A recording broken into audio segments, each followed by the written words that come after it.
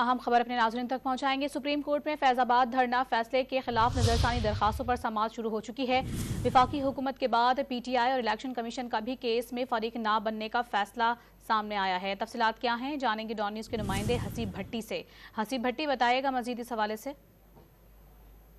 देखिए, फैजाबाद धरना केस की जो नजरसानी दरख्वास्तों पर समाअत है वो लगभग 2017 के बाद अब आके उसकी समाअत जो शुरू हो चुकी है। 2019 में ये फैसला आया था, जस्टिस काजी फायज ईसा की सरबराही में 2 रुकनी बेंच ने ये दिया था फैसला, जस्टिस मुशीर आलम और जस्टिस काजी फायज ईसा ने, जिसके ऊपर बहुत सी ऑब्जर्वेशनें दी गई थी फैसले के अंदर, जिसमें सियासी जमातों के हवाले से भी थी और उसके अलावा जो कुछ सरकारी इदारे थे उनके हवाले से भी थी।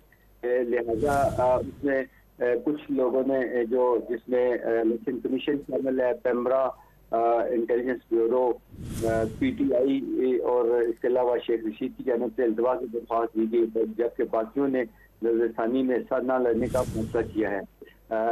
अभी समाअत शुरू हो चुकी है, 3 रुकनी बेंच उस केस की समाअत कर रहे हैं। पीटीआई और इलेक्शन कमीशन ने भी केस में फरीक न बनने का फैसला कर लिया है। तफसीलात बता रहे थे हसीब भट्टी। आप बहुत शुक्रिया आपका।